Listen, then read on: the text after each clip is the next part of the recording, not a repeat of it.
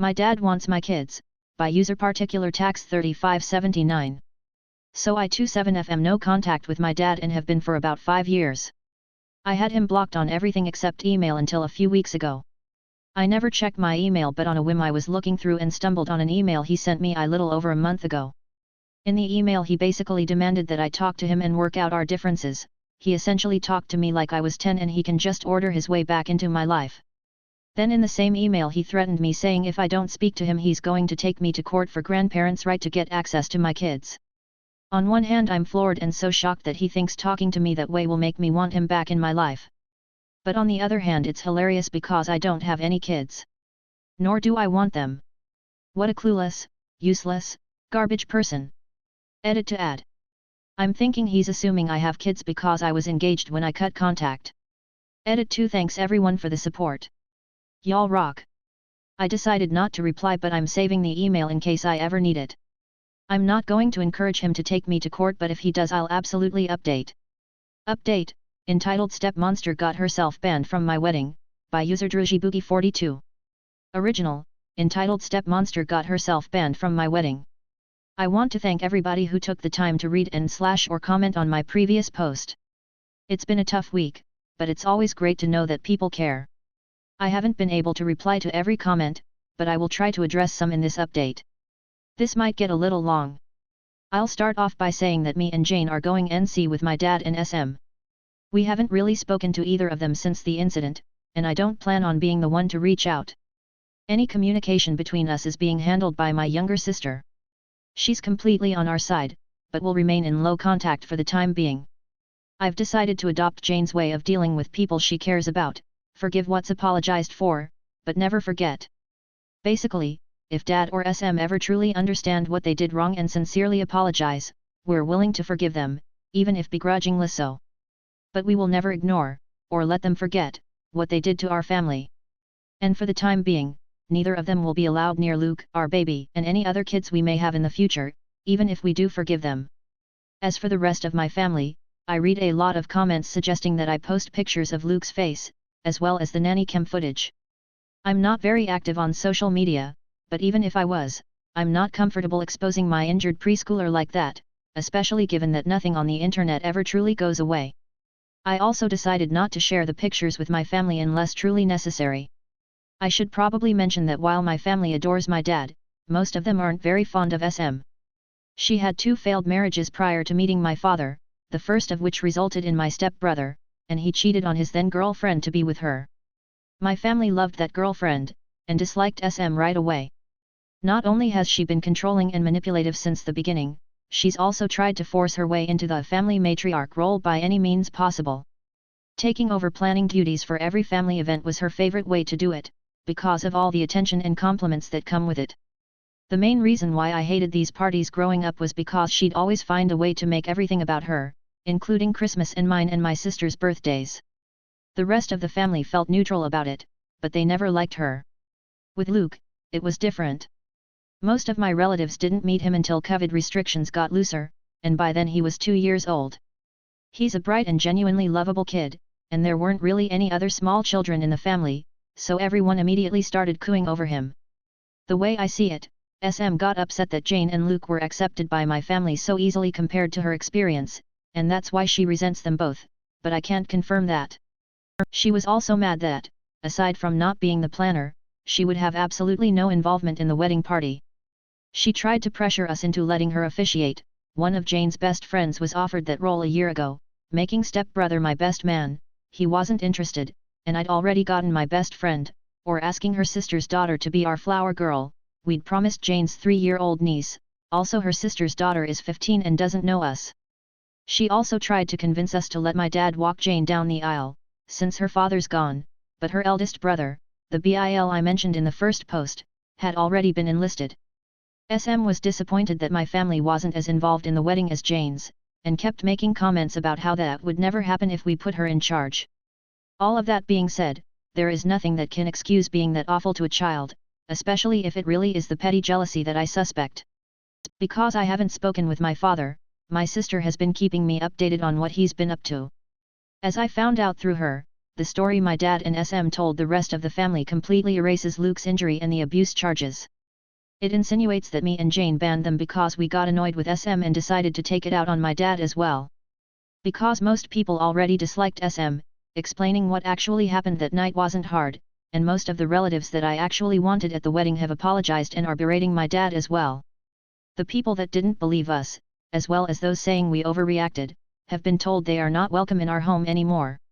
Those are mostly people from my dad's generation, so I can't say I'm surprised. But the realization that they are so biased they're willing to protect a woman they hate, after she hurt a child, just to make my dad happy has reassured me that I don't need any of them in my life. Stepbrother is still in denial. He refuses to believe his mother could hurt a child, even with all the evidence we have. I have to admit I understand, I love my mom too, but that doesn't mean I'd excuse his obliviousness. So he's banned too. It sucks, because we were close growing up, but I don't regret it. Besides, Jane has 3 other siblings besides Luke, the older Bil, a twin brother and a younger sister, and I'm closer to them than I ever was to him. Speaking of Jane's family, they're all furious over what happened, and have been extremely supportive of us. Jane's maternal family basically adopted Luke after she got custody of him, and have called frequently to make sure he's okay. We did manage to save some money with everybody we uninvited, and have decided to use it to help Jane's cousin. She lives in a different country, and was previously unable to come to the wedding, so we're paying for her plane ticket. Luke has gotten much better, and is almost completely back to being the sunny child he's always been. The split lip was shallow. It's healing slowly, but didn't require any stitches. We sat him down a few days ago, and explained that my dad and step-monster wouldn't be around anymore. He really liked my dad, but understands that he and SM are attached at the hip. He's clearly scared of her, but we're doing our best to make him feel safe.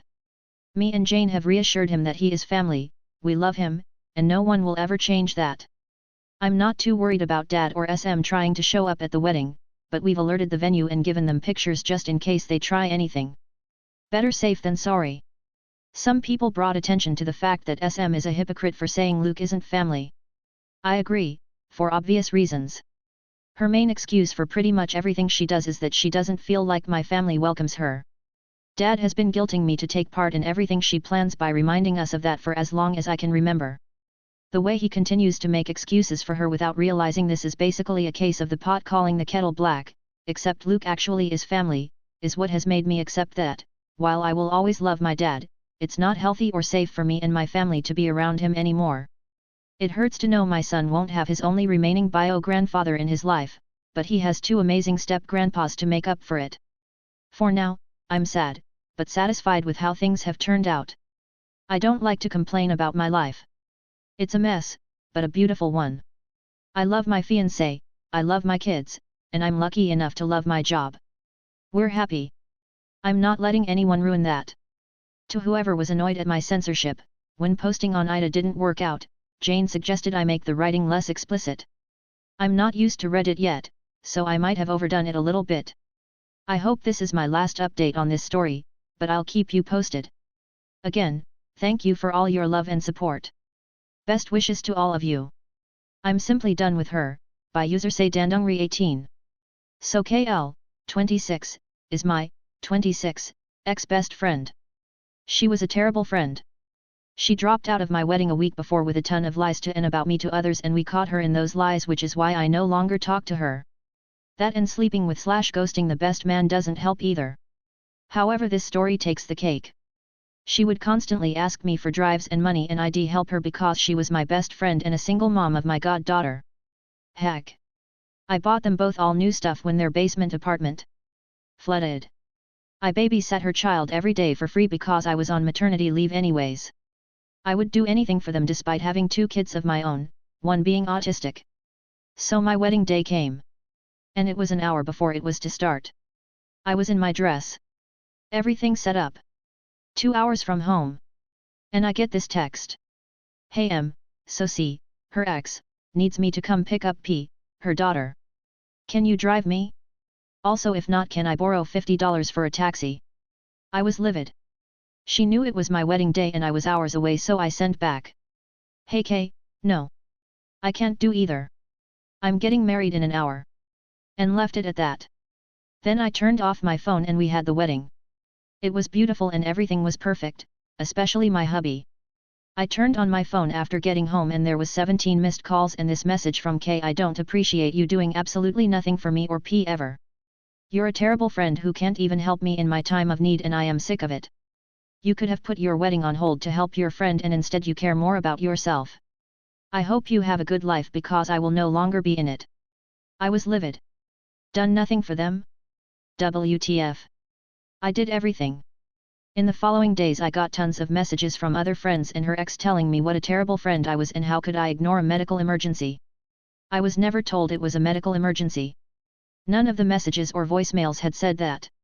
I sent screenshots to all those friends and they shut up. And I never talked to her since. However, recently she had the nerve to ask to see my kids and I simply said no. My dad leaves his piss and shit all over the bathroom and I can't stand it. By user Thedomino45.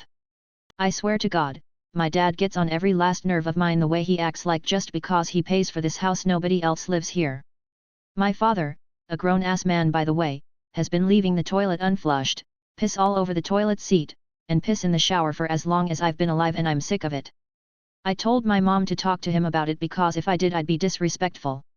He then blatantly lied about it saying it wasn't him and blamed it on my brother, when everyone in the house knows it's my dad. Today he called me into the living room to shift the blame onto me by accusing me of leaving used menstrual pads and blood on the floor when he himself is aware that's not true. I've never heard a testimony from my family members complaining either. He also said that even when he lifts the seat, which is so simple, yet so hard, we still complain that he leaves the toilet seat up but literally no one ever said that. My mom and I were so confused. He was just making up shit to deflect from the original argument because he couldn't justify his lack of respect for the other people who live here. He also brought up irrelevant points, saying that I should just use the upstairs bathroom because my room was originally my brother's room, as if that means my brother should be dealing with a nasty-ass bathroom instead. Arguing with him is useless. I want to move out so fucking bad. Edit. Thank you guys for all of your advice. This has garnered a lot of attention. So should I post some more about the stuff my dad does? I have tons of stories of him just all around being a shitty person but I don't know if they fit under the entitlement topic. Water Park Karen, by user Arkana Cobalt. I'm Bayayak. For those who don't remember me, which is fair, I was the gay guy who banned a child from a slide and got yelled at. Well, I no longer work there as a pool attendant.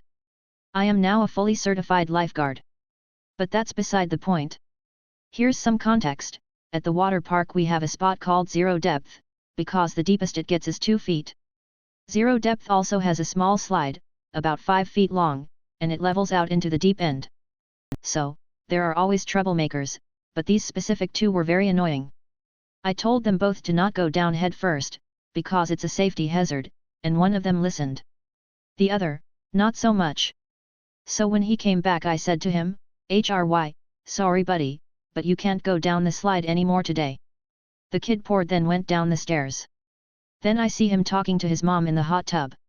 Here we go. About 3 minutes pass. Then a woman comes up from behind me and taps me on the shoulder. "Excuse me," I turn around, so excited. "Yes. Did you say my son can't go down the slide anymore?" "Yes ma'am, I did. He broke the rules 3 times in a row, so I have to ban him." But I was at the bottom watching him and he never went down the wrong way. Meanwhile, she was in the hot tub. "May I remind you?" "Ma'am, I'm the lifeguard at this stand, and I know what I saw." That ticked her off. Then came the classic line. I need to speak to your manager." Got right ahead. "He's in the first aid room. If you go down that ramp and take a left, you'll be right there. Oh, by the way, we have cameras. Feel free to ask to see the footage." I pointed up to the camera right behind us on a pole coming out of the wall. She just had the dumbest look on her face. Fine. I want to see how you're wrong." About 5 minutes pass, and I see my head guard, manager, walking up to me. It's actually the same head guard as the last Karen too. The one who had it out for me. Recently we've been on better terms though. "HG, head guard, a mother just came up to me and said you banned her son from the slide for no reason." "What happened?" "That's what she says. But that isn't how it happened. What actually happened was I told the kid 3 times not to go down head first. When I told him, he listened on that ride down. But the very next ride he went down head first, every time, without fail. She also wanted to see camera footage, so I don't know if. HG, no, don't worry. I believe you. Thanks for telling me. Here's what we'll do. Well, let the kid go down, with one more chance. If he goes down head first, ban him. That's a serious safety hazard. I was shocked, because this was the same head guard that got on my case for doing my job correctly. From then on I was feeling pretty happy. I saw M later on in my rotation, and just made a coy little wave with a smirk. Was it professional? No. But it felt damn good. I'm writing this on my break, about 2 hours after it happened, but it's still very clear in my mind. Got 'em.